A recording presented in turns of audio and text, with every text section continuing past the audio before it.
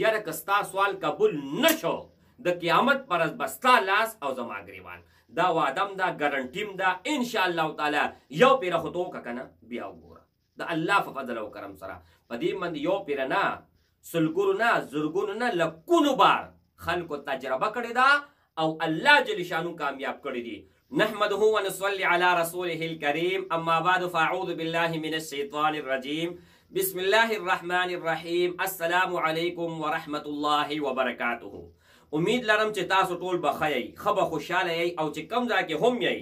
الله جل شانه دې تاسو خاط آباد او خوشاله ساتي زما عزتمندو نن یو عمل د سره داسې شیر کوم چې د هغې سره الله جل شانه وعده ده دوه د هغې عظیم غټې ډېرې غټې فایدې دي یعنې دومره غټې فایدې دي چې تصور ته نشي کولی او هغه عمل د سورة الاخلاص دی یعنی قل هو الله احد الله الصمد لم یلد ولم یولد ولم یکن له کفوا احد عمل دی په زندګۍ کې یو پیر یو کافي دی یو پیره او کچرې د حاجت دپاره کې ضرورت دپاره کې مشکل نه خلاصېدو دپاره کې نو یو پیر یو هغه وخت په الله نجات درکړي بیا څه مشکل راشي بیا یو چې ستا څومره خوښه راکوه ښه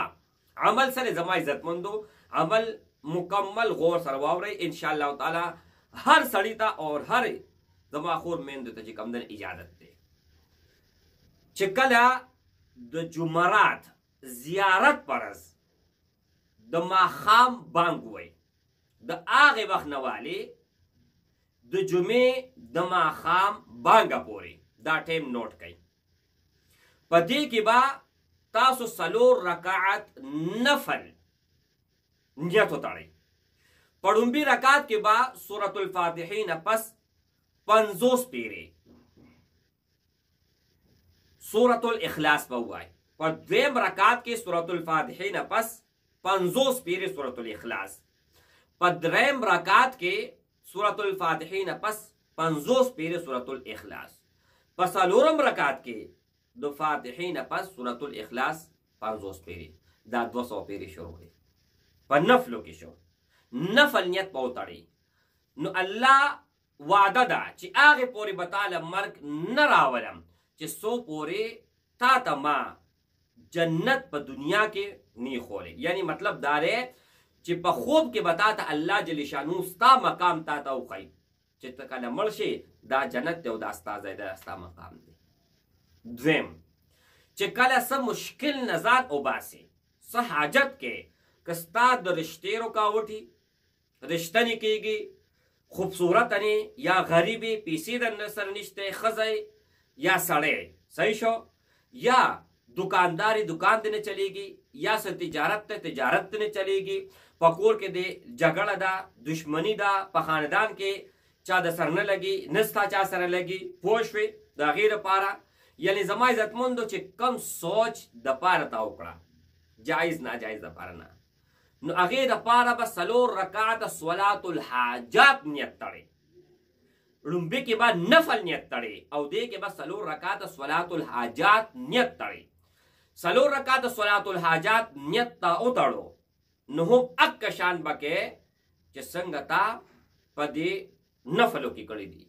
نو هغې نه پس د دې ثواب دا به هدیه کې محمد اور آل محمد صلی الله علیه وسلم یعنی محبوب رسول الله صلی الله علیه و آله وسلم ته به هدیه کې او د هغې کور والا ته اهل بیت ته به هدیه کې خصوصا حسنین کریمین امام مقام علی اور حسنین کریمین فاطمة الزهرا رضی الله تعالی عنها دوی ټول ته به هدیه کې او د هغې فتوپیل به د الله نه سوال وکړي یاره که ستا سوال قبول نشو د قیامت پر ورځ به ستا لاس او زما ګریوان دا وعدم دا ګارنټیم دا ان شاء الله تعالی یو پیره خو ته وکړه که نه بیا وګوره د الله په فضل او کرم سره په دې باندې یو پیره نه سلګونو نه زرګونو نه لکونو بار خلکو تجربه کړې ده او الله جل شانو کامیاب کړي دي خو دې نفلو نه پس چې کله دعا کوې که نه نو په جړا کې به کې او ډېر په عاجزۍ کې به کې خدای ته به ځان داسې عاجزه کې دا شان چې په دنیا کې زمانه عاجز بل نشته السلام علیکم ورحمة الله وبرکاته